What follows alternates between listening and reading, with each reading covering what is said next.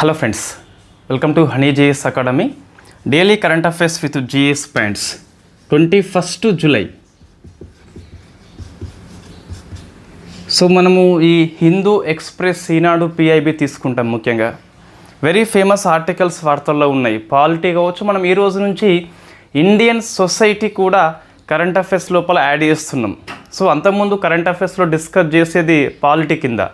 అట్లా కాకుండా మీకు ఏవైతే 5 చాప్టర్స్ ఉన్నాయో ఆ 5 చాప్టర్స్లో ఉన్న స్పెసిఫిక్ టాపిక్ వార్తల్లో ఉన్నప్పుడు మనము ఈ సొసైటీ కింద హెడ్డింగ్ పెట్టుకొని డిస్కస్ చేద్దాం. ఫర్ ఎగ్జాంపుల్ ఈరోజు చూస్తే మీకు హట్టి తెగలో ఒక మహిళ 2 సోదరులని పెళ్లి చేసుకుంది. సో బహుభర్తృత్వం అని చెప్పేసి పిలుస్తాం కదా, అది మీకు వివాహం అని చెప్పేసి, మ్యారేజ్ అని చెప్పేసి ఉంటుంది కదా, అక్కడ వస్తుంది. మనం డిస్కస్ చేద్దాము ఈ బహుభర్తృత్వం అనేది, బహుభార్యత్వం అనేది ఎన్ని రకాలుగా ఉంటుంది, ఇండియాలో ఏ ట్రైబ్స్ దీన్ని ప్రాక్టీస్ చేస్తున్నారని చెప్పేసి. రైట్. సో ఫస్ట్ చూస్తే డే ఆఫ్ ఇంపార్టెన్స్ లేదు. So next very famous vice president రాజీనామా చేయడం జరిగింది. ఈరోజు పేపర్లో వచ్చింది, బట్ మన నిన్న నైట్ ఆర్టికల్ ఇది. సో వైస్ ప్రెసిడెంట్ రాజీనామా అని చెప్పేసి హెడ్డింగ్ ఉన్నప్పుడు మనకి చెప్పాలని చెప్పేసి అనిపిస్తుంది. సో 22 కరెంట్ అఫైర్స్లో డిస్కస్ చేయాలి, 21 మనం డిస్కస్ చేద్దాం. సో ఇక్కడ మీరు ఏం ఫోకస్ చేయాలి, ప్రశ్న ఎలా వస్తుంది, అర్హతలు అవసరం లేదు, రాజీనామా ఎక్కడ ఉంది, రాజీనామా తర్వాత ఏం జరగబోతుంది, ఇది మనకి అవసరము. అర్హతలు ఏంటి, అదంతా మీకు ఉపరాష్ట్రపతి ఎన్నిక మనకు త్వరలోనే జరుగుతుంది కదా, అప్పుడు డిస్కస్ చేద్దాం. ఇప్పుడు ఏది ఫోకస్ చేద్దాం మనం అంటే వైస్ ప్రెసిడెంట్ యొక్క రాజీనామా అని చెప్పేసి పిలుస్తాం. సో మీకు రాజ్యాంగంలో ఉందా అంట, ఉంది అని చెప్పాలి. అది 67 సబ్ క్లాస్ ఏ అని చెప్పేసి పిలుస్తాం. సో ఉపరాష్ట్రపతి తన రాజీనామాని రాష్ట్రపతికి ఇవ్వడం జరుగుతుంది. సో రాష్ట్రపతికి ఇవ్వడం జరుగుతుంది. రాష్ట్రపతి రాజీనామాని ఉపరాష్ట్రపతికి 56 ప్రకారం ఇస్తారు. ఇది 67 అని చెప్పేసి మనకి కొన్ని ఆర్టికల్స్ జనరల్గా ఇంపార్టెంట్ కాదు, బట్ అది కరెంట్ అఫైర్స్లో ఉన్నప్పుడు వెరీ ఇంపార్టెంట్. కాబట్టి ఉపరాష్ట్రపతి రాష్ట్రపతికి రాజీనామాని 67 సబ్ క్లాస్ ఏ ద్వారా ఇస్తాడు. ఇది ఫోకస్ చేయండి కంపల్సరీ. 67 సబ్ క్లాస్ ఏని గుర్తుపెట్టుకోండి. ఎందుకు గుర్తుపెట్టుకోవాలి, వార్తల్లో ఉంది కాబట్టి. రైట్. రాష్ట్రపతి ఆమోదిస్తే అది అమల్లోకి వస్తుంది. సో నెక్స్ట్ చూస్తే అంటే జనరల్లీ ఆమోదిస్తారు. ఇప్పుడు వాట్ నెక్స్ట్, ఇది ఎగ్జామ్లో వస్తుందండి. వాట్ నెక్స్ట్ అని చెప్పేసి చూస్తే సో జనరల్లీ మీకు ఆప్షన్ లోపల ఏముంటుందంటే ఉపరాష్ట్రపతి పదవి ఖాళీ ఏర్పడినప్పుడు 6 నెలల్లోగా కొత్త ఉపరాష్ట్రపతిని ఎన్నుకోవాలని చెప్పేసి ఒకటి అట్లా కనిపిస్తుంది స్టేట్మెంట్ లోపల. అది big no. There is no any time limit in constitution of India. As soon as possible అని చెప్పేసి ఉంటుంది.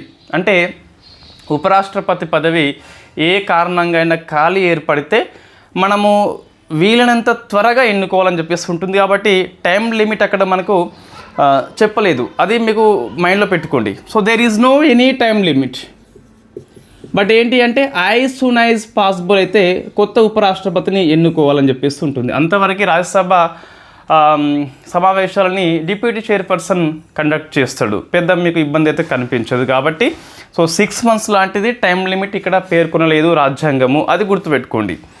ఇప్పుడు ఏంటి, సో ఎన్నికల సంఘము ఆర్టికల్ 324లో ఉంటుంది. ఎన్నికల సంఘము వేటికి ఎలక్షన్ కండక్ట్ చేస్తా అని చెప్పేసి 1950 and 51 representation of people act ప్రకారము ఈ ఎంపీ, ఎమ్మెల్యే, ఎమ్మెల్సీ కండక్ట్ చేస్తుంది. President and vice president elections 1952 ప్రకారము ఉపరాష్ట్రపతి, రాష్ట్రపతి ఎన్నికలు కండక్ట్ చేస్తుంది. సో ఇది వెరీ ఫేమస్ క్వశ్చన్. 324 ప్రకారం చూస్తే ఎన్నికల సంఘము నోటిఫికేషన్ ఇష్యూ చేస్తుంది.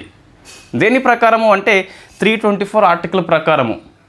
ఏ చట్టం ప్రకారము అంటే president and vice president 1952 election act అని చెప్పేసి ఉంటుంది. మనము ఎన్నికల సంఘం దగ్గర డిస్కస్ చేస్తాం వీటి గురించి.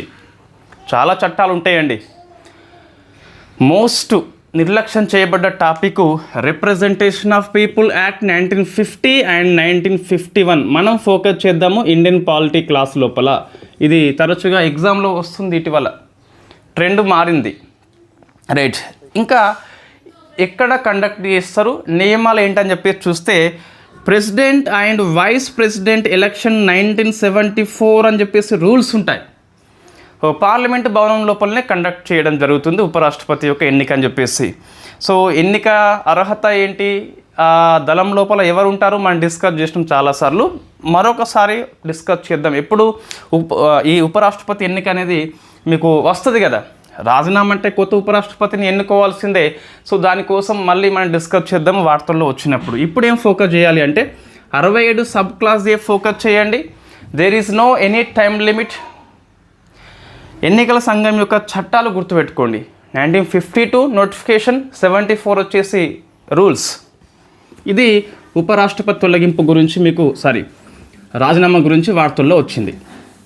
అయితే మరి జగదీప్ ధన్కర్ గురించి కొంచెం చూద్దాం ఒకసారి. సో జగదీప్ ధన్కర్ వార్తల్లో ఉన్న వ్యక్తి కాబట్టి చెప్పలేం.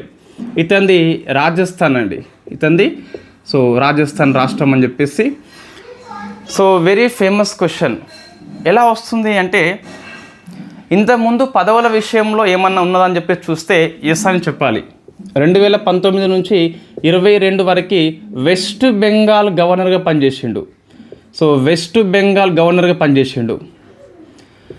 2022 ఆగస్ట్ నుంచి 2025 ఈ జూలై వరకు ఉపరాష్ట్రపతిగా పనిచేసిండు. సుమారుగా చూస్తే 2 years 344 days. ఇది కూడా గుర్తుపెట్టుకోవాలి. వై బికాస్ మీకు తెలుసు ఆల్రెడీ టీజీపీఎస్సీ యొక్క మనం చెప్పొద్దు కానీ నెంబర్స్ మీద ఫోకస్ చేస్తుంది. సో 2 years 344 days పనిచేయడం జరిగింది.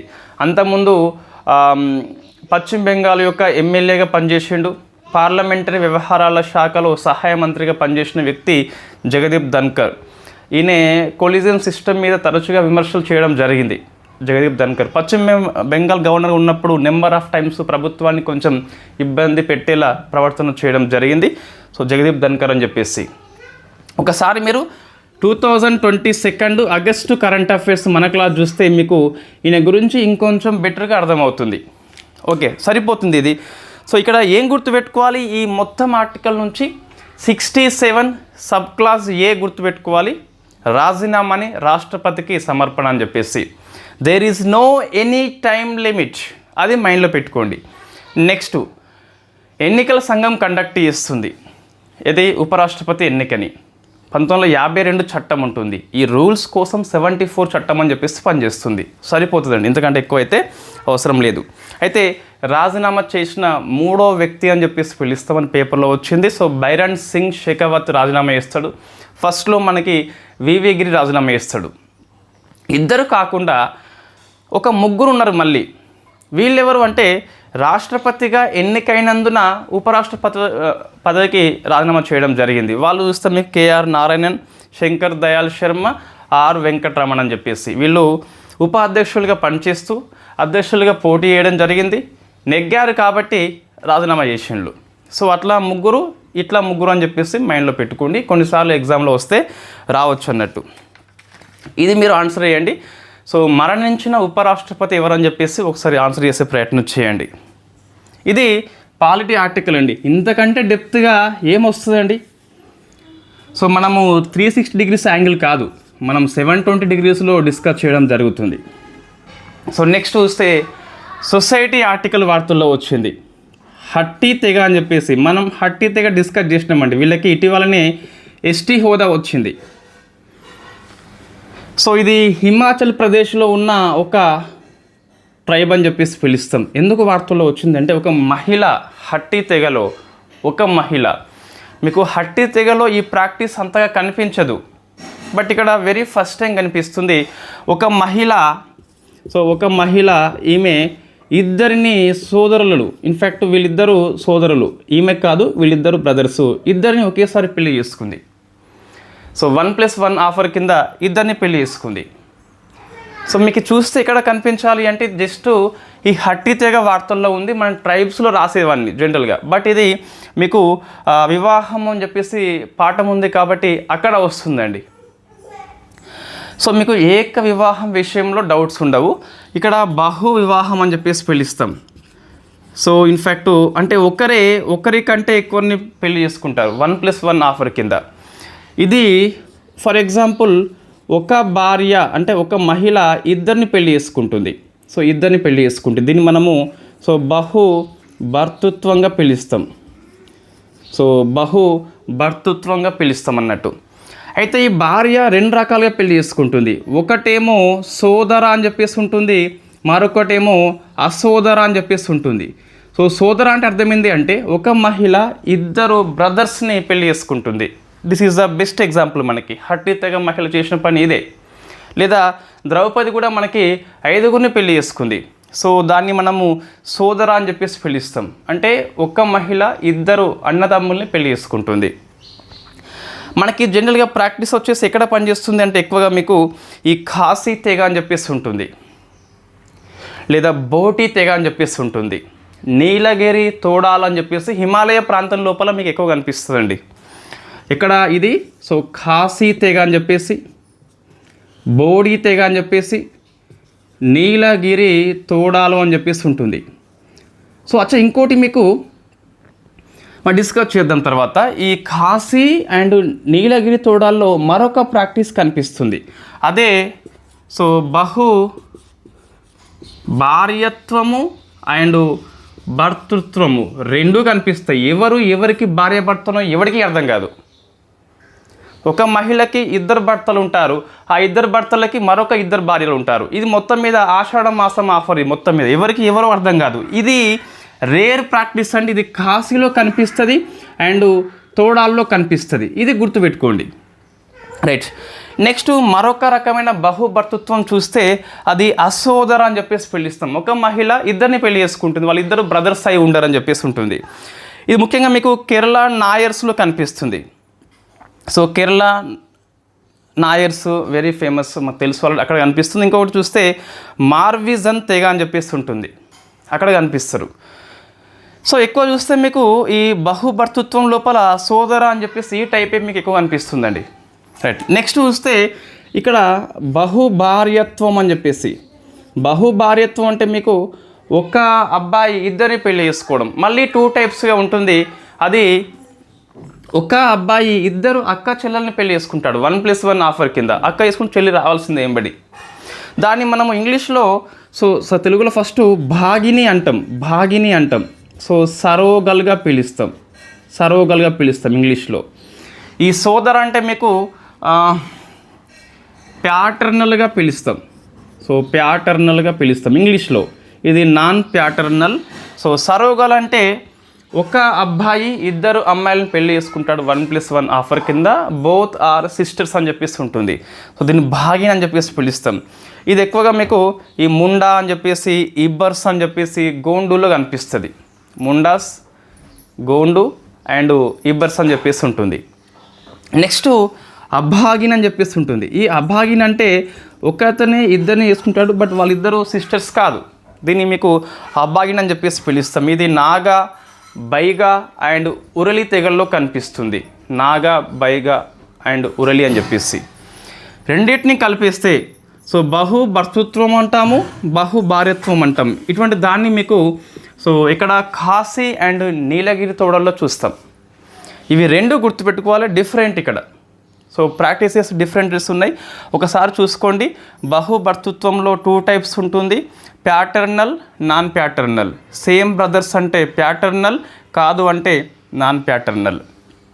నెక్స్ట్ బహుభార్యత్వంలో మీకు సరోగల్, నాన్ సరోగల్. సేమ్ సిస్టర్స్ ఉంటే సరోగల్, కాకుంటే నాన్ అని చెప్పేసి పిలుస్తాం. సో ఇది మీకు వివాహం విషయంలో వెరీ ఫేమస్ టాపిక్ అండి. హట్టి తెగ మనకి పుస్తకాల్లో లేదు వాస్తవంగా, బట్ ఇప్పుడు వచ్చింది కాబట్టి యాడ్ చేసుకోవాలి. అండ్ కరెంట్ అఫైర్స్ లోపల హట్టి తెగ వార్తల్లో కనిపించింది ఏ రాష్ట్రంలో ఉంది అని చెప్పేసి. ఇటీవల హట్టి తెగ మీకు ఏ ప్రాక్టీసెస్ ద్వారా వార్తల్లో వచ్చింది. సో బహుభార్యత్వము, బహుభర్తృత్వం అని చెప్పేసి అట్లా సింపుల్ క్వశ్చన్ రావచ్చు. లేకుంటే కంప్లీట్గా మీకు ఈ ప్యాటర్నల్, నాన్ ప్యాటర్నల్ అని చెప్పేసి స్పెసిఫిక్గా అడగవచ్చు. సో మనకి సొసైటీ విషయంలో కూడా మనం ఇక మీదట సో కరెంట్ అఫైర్స్ని ఎక్స్పాండ్ చేద్దాం. ఒక అంశం వచ్చినప్పుడు మనం డెప్త్ డిస్కస్ చేద్దాము. మీకు అక్టోబర్ 1 నుంచి ఇండియన్ సొసైటీ అని చెప్పేసి స్టార్ట్ అవుతుంది. సిలబస్ 50 మార్క్స్కి ఉంటే స్టార్ట్ అవుతుంది. నెక్స్ట్ సో ఇప్పుడు తర్వాత డిఫెన్స్ ఆర్టికల్ వార్తల్లో ఉంది. సో అజయ్ అని చెప్పేసి పిలుస్తాం.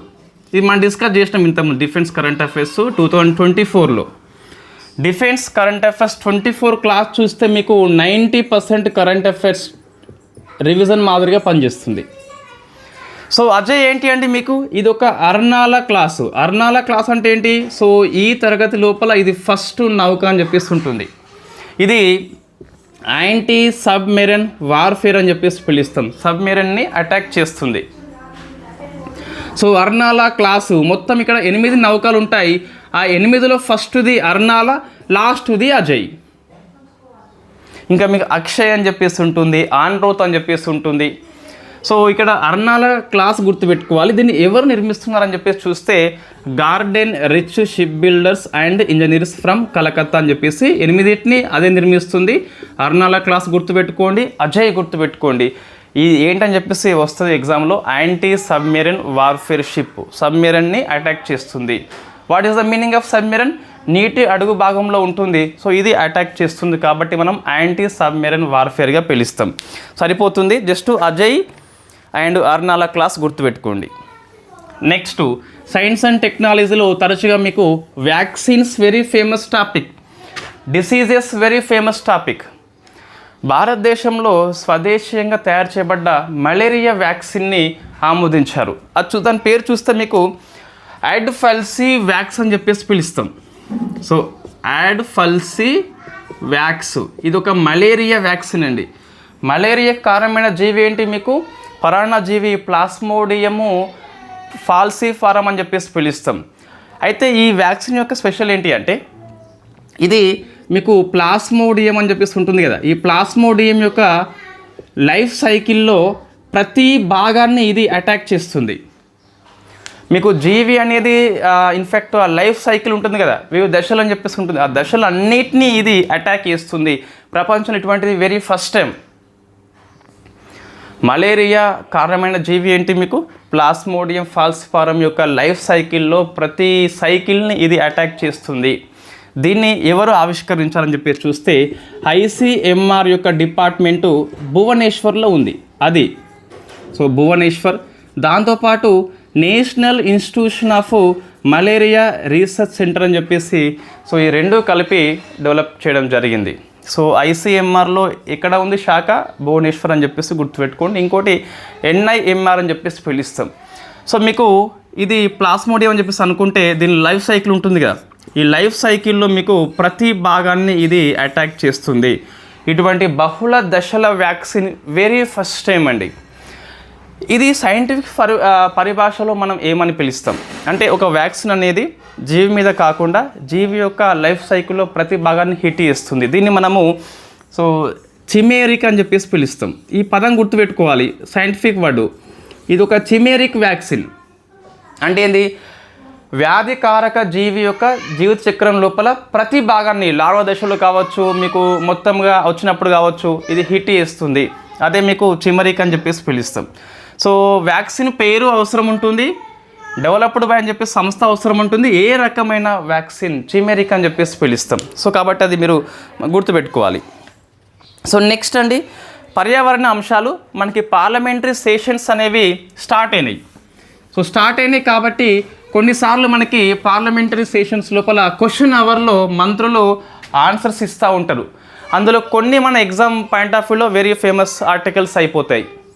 మీరు గ్రూప్ అండ్ మెయిన్స్ రాస్తే, యూపీఎస్సీ మెయిన్స్ రాస్తే పార్లమెంటరీ సెషన్స్ యొక్క పిఐబి సైట్ని బాగా రెగ్యులర్గా ఫాలో కండి. ఎందుకోసం అంటే గవర్నమెంట్ పాలసీకి ఆన్సర్స్ ఇస్తూ ఉంటారు క్వశ్చన్స్కి. అవి మనం మెయిన్స్ లోపల ఎక్సలెంట్గా వాడుకోవచ్చు. లేదా గవర్నమెంట్ పాలసీ అని చెప్పేసి మనకి సిలబస్లో రాబోతుంది కొత్తగా. సో అది కూడా మనం ఇక్కడ రాసుకోవచ్చు అండి. ఇప్పుడు మ్యాంగ్రోవ్ ఫారెస్ట్ అని చెప్పేసి పిలుస్తాం, అంటే మడ అడవులు అని చెప్పేసి పిలుస్తాం. ఈ మడ అడవుల విషయంలో ఇన్ఫ్యాక్ట్ రిపోర్ట్ వచ్చింది కాబట్టి ఇది ఆల్రెడీ డిస్కస్ చేసిన ఆర్టికలే పార్లమెంటరీ సెషన్స్లో క్వశ్చన్ అవర్లో ఆన్సర్ చెప్పడం జరిగింది. So 2023 Indian state forest report ప్రకారము మడ అడవుల విస్తీర్ణం ఎంత అని చెప్పేసి చూస్తే 4991.68 స్క్వేర్ కిలోమీటర్స్ అని చెప్పేసి పిలుస్తాం. సుమారుగా మనము 4992 అని చెప్పేసి రాసుకోవచ్చు, ఇబ్బంది లేదు. ఇది భారతదేశం యొక్క భౌగోళిక విస్తీర్ణం లోపల సుమారుగా 0.15% అని చెప్పేసి పిలుస్తాం. ఇట్లా ప్రశ్న వస్తుందండి, మనకి పిఐబి న్యూస్లో వచ్చింది, ఇంతకుముందు రాలే క్వశ్చన్ ఇది. సో 0.15 అని చెప్పేసి గుర్తుపెట్టుకోవాలి.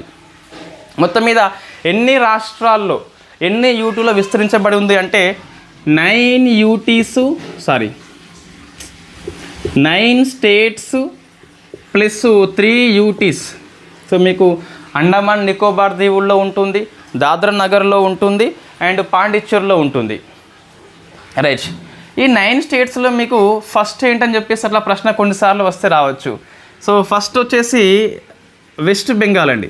అంటే మీకు వెస్ట్ బెంగాల్ లోపల ఈ మ్యాంగ్రోవ్ ఫారెస్ట్ యొక్క ఏరియా అనేది ఎక్కువ విస్తరించబడి ఉంది. సెకండ్ స్టేటు గుజరాత్. సో థర్డ్ వచ్చేసి అండమాన్ నికోబార్ దీవులు ఉంటుంది. ఇన్ఫ్యాక్ట్ ఇది యూటీ లోపల ఫస్ట్ అని చెప్పేసి మనం తీసుకోవచ్చా? ఎస్, తీసుకోవచ్చు. ఫోర్త్ వచ్చేసి ఏపీ అండి. తెలంగాణ లోపల సముద్రాలు లేవు, మడ అడవులు కూడా లేవు. సో ఇది ఫోర్త్ అని చెప్పేసి పిలుస్తాం. లోయెస్ట్ కొన్నిసార్లు ఎగ్జామ్లో వస్తుంది. So first rank goes to lowest Puducherry అండి, ఐ మీన్ పాండిచ్చేరి. యూటీ లోపల కూడా ఇది ఫస్ట్ది. సెకండ్ వచ్చేసి డామన్ డయ్యూ అని చెప్పేసి పిలుస్తాం, దాద్రా నగర్ హవేలీ డామన్ డయ్యూ అని చెప్పేసి. సో థర్డ్ వచ్చేసి కేరళ అని చెప్పేసి పిలుస్తాం. అంటే కేరళ మీకు స్టేట్ కాబట్టి మడ అడవులు ఏ రాష్ట్రంలో తక్కువ ఉన్నాయంటే కేరళ, ఏ రాష్ట్రంలో ఎక్కువ ఉన్నాయంటే వెస్ట్ బెంగాల్. యూటీ చూస్తే ఎక్కువ ఉంది అండమాన్ నికోబార్ దీవులు, తక్కువ ఉంది చూస్తే మీకు పాండిచ్చేరి అండ్ దాద్రా నగర్ హవేలీ డామన్ డియూ అని చెప్పేసి పిలుస్తాం. ఇది మీకు మడ అడవుల మీద రిపోర్ట్ అండి. సో మీకు పార్లమెంట్ సెషన్స్ కండక్ట్ చేస్తున్నారు కదా, చాలా విషయాల్లో మీకు మంత్రిత్వ శాఖల వారిగా రిపోర్ట్స్ వస్తాయి. ఈ రిపోర్ట్స్ మీరు మెయిన్స్ పాయింట్ ఆఫ్ వ్యూలో వాడుకోవచ్చు. లేకుంటే గ్రూప్ 2 ఎగ్జామ్ రాస్తున్నట్లయితే గవర్నమెంట్ పాలసీస్ విషయంలో మీకు చాలా ఎక్సలెంట్ నివేదికలు వస్తాయి. మీ సిలబస్లో ఉన్నట్లయితే అవి రాసుకోండి. ఇది అథెంటిక్ సమాచారం మీకు కాబట్టి సో మన రిఫరెన్స్గా తీసుకోవచ్చండి. సో కొన్నిసార్లు ఇట్లా వస్తుంది, పట్టణ అభివృద్ధికి గ్రామీణ అభివృద్ధికి స్కీమ్స్ ఏముందని చెప్పేసి ప్రశ్న అడిగితే ఎవరైనా ఎంపీ సో మంత్రి ఆన్సర్ ఇస్తాడు. ఆ ఆన్సర్స్ మనకి ఎకనామీ లోపల వస్తుంది. మహిళా డెవలప్మెంట్ స్కీమ్స్ అని చెప్పేసి వస్తుంది, నేషనల్ హైడ్రోజన్ అని చెప్పేసి అట్లా కొన్ని వస్తూ ఉంటాయి మనకి. అవి మనం రాసుకోవాలి, నేను రాసి పెడతాను, మీరు ఒకసారి ఫాలో కావాల్సిన అవసరం ఉంటుంది. నెక్స్ట్ ఇంటర్నేషనల్ అఫేర్స్ అండి. సో స్లోవేనియా దేశం వార్తల్లో వచ్చింది. స్లోవేనియా ఎందుకు వచ్చిందంటే ఇది ఈ అసిస్టెడ్ డయింగ్కి అనుమతి ఇచ్చింది. సో అసిస్టెడ్ డయింగ్ అంటే చనిపోయేందుకు సహకారం అందిస్తారు. ప్రాణాంతక వ్యాధితో బాధపడుతూ ఉంటే సో చంపేస్తారు. ఇది వెరీ ఫేమస్ కంట్రీ కాబట్టి గుర్తుపెట్టుకోవాలి. ఎన్నో కంట్రీ లాంటి అవసరం లేదు, చాలా కంట్రీస్ ఆమోదిస్తున్నాయి కాబట్టి సో ఇది మీరు ఆన్సర్ చేయండి. భారతదేశం లోపల సో యూథనేషియా అని చెప్పేసి పిలుస్తాం, కారుణ్య మరణం అని చెప్పేసి 2 టైప్స్ ఉంటుంది. నేను రాయలేదు ఇదంతా. సో యాక్టివ్ ఉంటుంది అండ్ ప్యాసివ్ ఉంటుంది. సో యాక్టివ్ అంటే ఏదైనా డ్రగ్ ఇచ్చి చంపేయడము, ప్యాసివ్ అంటే వైద్యాన్ని ఆపివేసి చనిపోయేలా చేయడము. సుప్రీంకోర్టు యాక్టివ్ని ఆమోదించలేదు, ప్యాసివ్ని ఆమోదించింది. సో ప్యాసివ్ యొక్క సుప్రీంకోర్టు కేసెస్ ఏమున్నాయి చెప్పండి ఒకసారి. సో మొత్తం మీద ఒక 3 కేసులు ఉంటాయి, 3 కేసులు చెప్పండి. ఈ కారుణ్య మరణం విషయంలో very famous cases. Article number 21 కిందకి వస్తుంది, జీవించే హక్కు అని చెప్పేసి సుప్రీంకోర్టు ఆమోదించింది ప్యాసివ్ని, యాక్టివ్ని కాదు. సో ఒకసారి అది ఆన్సర్ చేయండి. సో నెక్స్ట్ గవర్నమెంట్ పాలసీ అండి. సైబర్ స్కిల్ సెంటర్ అని చెప్పేసి ఈ సైబర్ సెక్యూరిటీ విషయంలో మహిళలకి ట్రైనింగ్ ఇస్తున్నారు. సో సైబర్ స్కిల్ సెంటర్, దీన్ని మినిస్ట్రీ ఆఫ్ కామర్స్, ఇక్కడ ministry of skill and development కాదు, మినిస్ట్రీ ఆఫ్ కామర్స్ అనేది ముంబైలో ఉన్న కండవలి ప్రాంతం లోపల ప్రారంభించింది. ఇది గవర్నమెంట్ పాలసీ కిందకి వస్తుంది. సో ముంబైలో ఉన్న కండవలి ప్రాంతం లోపల అని చెప్పేసి గుర్తుపెట్టుకోండి. సో ఇది ఏం పని చేస్తుంది? సైబర్ సెక్యూరిటీ విషయంలో మహిళలకి ట్రైనింగ్ ఇస్తుంది. సైబర్ స్కిల్ అని చెప్పేసి పిలుస్తాం అందుకే. అచ్చా, ఇంకోటి ఇది ఈ స్కీమ్ అనేది ఏ పథకంలో భాగంగా అంటే ప్రధానమంత్రి కౌశల్ వికాస్ యోజన కింద. సో ఇక్కడ కన్ఫ్యూజ్ కావద్దు, ఈ స్టార్ట్ అయింది ఈ స్కీమ్ కింద. మినిస్ట్రీ మాత్రం ministry of skill and development కాదు, మినిస్ట్రీ ఆఫ్ కామర్స్ అని చెప్పేసి పిలుస్తాం. సో కండవలి ప్రాంతం గుర్తుపెట్టుకోండి. మీకు సైబర్ సెక్యూరిటీ ఎప్పటి నుంచో మీకు వార్తల్లో వస్తుంది, మహిళలకి ట్రైనింగ్ కాబట్టి ప్రశ్న ఈజీగా అట్రాక్ట్ చేస్తుంది. నెక్స్ట్ తర్వాత తెలంగాణ కరెంట్ అఫైర్స్ చూస్తే సో దాశరథి కృష్ణమాచార్య అవార్డు అని చెప్పేసి అవార్డు ఇవ్వడం జరిగింది 25 ఇయర్కి. కాబట్టి ఇది వెరీ ఫేమస్ అవార్డు వచ్చింది Annavaram Devender from Siddipet. So Annavaram Devender very famous question అండి, 2015 నుంచి ఇస్తున్నారు. సో సిద్దిపేట అని చెప్పేసి ఇతనికి అవార్డు వచ్చింది. కొన్ని పుస్తకాలు మనం గుర్తుపెట్టుకోవాలి, కనీసం ఎంత వస్తుంది, 1,01,116 అని చెప్పేసి నగదు పురస్కారం అయితే ఇస్తారు. సో ఈయన ఫేమస్ పుస్తకాలు చూసినట్లయితే మీకు తొవ్వ అని చెప్పేస్తుంది, ఇది ఫస్ట్ సంపుటి తొవ్వ అని చెప్పేసి. సెకండ్ పుస్తకం చూస్తే మీకు నడక అని చెప్పేస్తున్నది. మరికొన్ని పుస్తకాలు చూస్తే బుడ్డవర్కలు, మంకమ్మ తోట, లేబర్ అడ్డా. ఈ లేబర్ అడ్డా అనే పుస్తకాన్ని డిగ్రీ పుస్తకాల్లో పాఠ్యాంశంగా యాడ్ చేసిండు. ఇటువంటి ప్రశ్నలు తరచుగా వస్తున్నాయండి. నెక్స్ట్ పొక్కిలి వాకిల్ అని చెప్పేస్తున్నది. సో పొక్కిలి వాకిళ్ళు, ఈ పొక్కిలి వేరు, ఇన్ఫ్యాక్ట్ ఇంకో పొక్కిలి ఆర్ దేర్. ఆ పొక్కిలి జూలిరి గౌరీశంకర్ రాసిన పుస్తకము. సో మనకి తెలంగాణ ఉద్యమంలో మనం డిస్కస్ చేసి ఉన్నాం ఫేమస్ పర్సనాలిటీ గౌరీశంకర్ అని చెప్పేసి. సో ఆయన రాసిన పుస్తకం పొక్కిలి అని చెప్పేసి పిలుస్తాం. ఈయన పొక్కిలి వాకిల్ అని చెప్పేసి ఉంది. ఇంకా ఇంటి దీపము, అంతరంగము, ఊరి దస్తూరి అని చెప్పేసి దీనికి. సో ఊరి దస్తూరి మరొక పుస్తకం, గుర్తుపెట్టుకోవాలి, ప్రశ్న వస్తుంది. దీనికి తెలంగాణ సారస్వత్ పురస్కారం లభించడం జరిగింది. బొడ్డు మల్ల చెట్టు అని చెప్పేసి, బుడ్డ వర్కలు అని చెప్పేసి ఇవన్నీ రాసిన పుస్తకాల పేర్లు. రైట్, 2024లో వచ్చిన అవార్డు ఎవరికి వచ్చిందండి ఇది అంటే జూకంటి జగన్నాథము. సో జూకంటి జగన్నాథం అని చెప్పేసి పిలుస్తాం.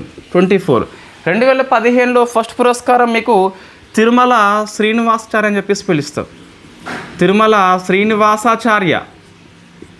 సో ఇది గుర్తుపెట్టుకో 2015లో కాబట్టి. మరి ఇంకా కొన్ని మ్యాగజైన్లో లేదా కొన్ని వెబ్సైట్లో కూడా మీకు 15 నుంచి 25 వరకు ఇస్తేయవచ్చు. మీకు రంగురంగుల్లో ఇస్తే ఎక్సలెంట్గా అనిపిస్తుంది. అరే ఆస్పిరెంట్స్కి 15 నుంచి 25 వరకు సాధ్యం కాదు, కానీ ఒక రోజు గుర్తుంటుంది, సెకండ్ డే మర్చిపోతాం. కాబట్టి మనం ఏం చేయాలి, తెలంగాణ అవార్డు ఫేమస్ అవార్డు కాబట్టి ఫస్ట్ది మనం ఇప్పుడు చదువుకోవాల్సిందే. 25 అవసరము, 24ది చదవండి సరిపోతుంది. ఇంకా మరి ఇక 15 నుంచి రంగురంగుల్లో బ్లూది, పింక్ది, రెడ్ది, ఎల్లోది, వైట్, రంగుల ప్రపంచం మనకెందుకు అవసరం లేదు, కంటెంట్ అవసరం మనకి. రైట్, నెక్స్ట్ ఏపీ చూస్తే సో మహిళలకి ఉచిత బస్సు ప్రయాణం అని చెప్పేసి కూడా ఆగస్టు 15 నుంచి తెలంగాణలో స్టార్ట్ అయింది ఎప్పుడో కదా, ఇప్పుడు ఏపీలో స్టార్ట్ చేస్తున్నారు ఆర్టీసీ బస్సుల్లో. ఆ టికెట్ వచ్చేసి 0 ఫేర్ టికెట్ అట. యాజ్ పర్ ఈనాడు చూస్తే 0 ఫేర్ టికెట్. ఇది ఈరోజు కరెంట్ అఫైర్స్ అండి. ఇంకా ఏపీ మీకు ఎటువంటి అంశాలు లేవు. సో ఈరోజు మనం ఏం నేర్చుకున్నామని చెప్పేసి చూస్తే ఒకసారి చూద్దాం. ఒకసారి వేటిని స్కిప్ చేయవచ్చు అని చెప్పేసి. ఫస్ట్ది ఉపరాష్ట్రపతి తొలగింపు అండి. స్కిప్ చేద్దామా, అవకాశం లేదు ఇక్కడ. సో 67 సబ్ క్లాస్ ఏ నో టైం లిమిటు, 52 చట్టము, 74 చట్టం అని చెప్పేసి పిలుస్తాం. ఎన్నికల సంఘం కండక్ట్ చేస్తుంది. ఇది ఫస్ట్ది. సెకండ్ది ఇంకోటి మనం మర్చిపోయామండి, బీహార్ రికార్డ్ సృష్టించింది. బీహార్ యొక్క పోలింగ్ బూతులు ఉంటాయి కదా, ఎన్నికలు జరగబోతున్నాయి మనకు. సో ప్రతి పోలింగ్ బూత్లో 1200 మెంబర్స్ ఉంటారట. అది తక్కువే ఉంటుంది, ఎందుకంటే ఎక్కువ అయితే మీకు ఉండరు. ఇది వెరీ ఫస్ట్ టైం అని చెప్పేసి దేశ ఎన్నికల సంఘం చెప్పింది. ప్రతి పోలింగ్ బూత్లో 1200 కంటే తక్కువ ఉంటారట. ఇది వెరీ ఫస్ట్ టైం అన్నట్టు ఇది దేశం లోపల. నెక్స్ట్ సెకండ్ చూస్తే మీకు సొసైటీ అండి. సో హట్టి తెగ వార్తల్లో వచ్చింది. ఒక మహిళ 2 సోదరులను పెళ్లి చేసుకుంది కాబట్టి సో మీకు వార్తల్లో వచ్చింది. ఈ భాగిని, అభాగిని, సోదర, అసోదర గుర్తుపెట్టుకోండి. ఏ తెగల్లో ఉంటారని చెప్పేసి గుర్తుపెట్టుకోండి. ముఖ్యంగా నీలగిరి, తోడాలను, కాశీ తెగల లోపల బహుభార్యత్వము, భర్తృత్వం కలిపి ఉంటుంది. ఆషాఢ మాసం ఆఫర్, ఎవరికి భర్తలో భార్యలో మనకి అర్థం కాదు, డౌట్ వస్తుంది కొంతమందికి. మరి తండ్రిని ఎలా గుర్తిస్తారు మీకు తెలిస్తే ఆన్సర్ చేయండి. ఈ కాశీ తెగ అండ్ నీలగిరి తోడ, ఇందులో బహుభార్యత్వము అండ్ భర్తృత్వం అని చెప్పేసి పిలుస్తాం కదా. ఒక భార్య 2 చేసుకుంటుంది, ఆ 2 ఇంకొక 2 చేసుకుంటారు, ఆ 2 ఇంకొక 2 చేసుకుంటారు. సో మొత్తం ఉమ్మడి కుటుంబం మాదిరిగా కలిసిమెలిసి ఉంటారు ఇన్ఫ్యాక్ట్. అయితే ఇందులో తండ్రిని ఎలా గుర్తిస్తారు ఒక బిడ్డకి? సో ఇది మీకు వెరీ ఫేమస్ క్వశ్చన్ అండి. మీకు పుస్తకాల్లో ఉంది సొసైటీ లోపల. ఇన్ఫ్యాక్ట్ రాము ఆహూజా పుస్తకంలో ఉన్నది అండ్ ఏపీ తెలుగు అకాడమీ పుస్తకంలో ఉన్నది. ఏపీ పుస్తకం చాలా ఎక్సలెంట్గా ఉంది, based on the English medium books. ముఖ్యంగా డిఫెన్స్ అండి, మీకు అజయ్ అని చెప్పేసి వార్తల్లో వచ్చింది. సో అజయ్ అంటే ఇన్ఫ్యాక్ట్ ఇది anti submarine warfare Arnala class GRSC నిర్మించింది. ఎస్ అంటే సో యాడ్ ఫాల్సీ వ్యాక్స్ అని చెప్పేసి ఇది మలేరియా యొక్క బహుళ దశల వ్యాక్సిన్. ఇది లైఫ్ సైకిల్లో ఉన్న ప్రతి దాన్ని చంపేస్తుంది. దీన్ని మనము చిమేరిక్ వ్యాక్సిన్గా పిలుస్తాం. Developed by ICMR Bhubaneswar and NIMR అని చెప్పేసి ఉంటుంది. నెక్స్ట్ మడ అడవుల నివేదిక అని చెప్పేసి సో మ్యాంగ్రోవ్ ఫారెస్ట్గా పిలుస్తాం. 4991.68 స్క్వేర్ కిలోమీటర్స్. ఎక్కువ ఉంది మీకు పశ్చిమ బెంగాల్, తక్కువ ఉంది కేరళ. యూటీ ఎక్కువ ఉంది, అండమాన్ నికోబార్ తక్కువ ఉంది వచ్చేసి పుదుచ్చేరి. నెక్స్ట్ స్లోవేనియా అని చెప్పేసి వార్తల్లో వచ్చింది. స్లోవేనియా అని చెప్పేసి ఇది అసిస్ట్ డయింగ్ అని చెప్పేసి మరణించే హక్కుని ప్రసాదించింది ఎవరైతే అనారోగ్యం ఎక్కువ అవుతారో. Government policy cyber skill centre అండి. 7వది ఇది కొద్ది వరకు స్కిప్ చేయవచ్చు. Cyber skill centre in fact Kandavali ప్రాంతము ఫ్రమ్ ముంబై అని చెప్పేసి ప్రధానమంత్రి కౌశల్ వికాస యోజన కింద మినిస్ట్రీ ఆఫ్ కామర్స్ స్టార్ట్ చేసింది. స్కీమ్ వేరు, మినిస్ట్రీ వేరు. తెలంగాణ చూస్తే సో కృష్ణమాచారి రిపోర్ట్ అని చెప్పేసి అవార్డు అని చెప్పేసి అన్నవరం దేవేందర్కి వచ్చింది. సో అన్నవరం దేవేందర్కి వచ్చింది. నెక్స్ట్ ఏపీ చూస్తే 0 ఫేర్ టికెట్ ఫ్రమ్ 15 ఆగస్టు 25 నుంచి మహిళలకి ఉచిత బస్సు ప్రయాణం. ఇది current affairs. Thank you very much. కొన్ని MCQ నేను గ్రూప్లో పెట్టిస్తాను, ఒకసారి మీరు ప్రాక్టీస్ చేయండి ఈ క్లాస్కు సంబంధించి. Thank you very much.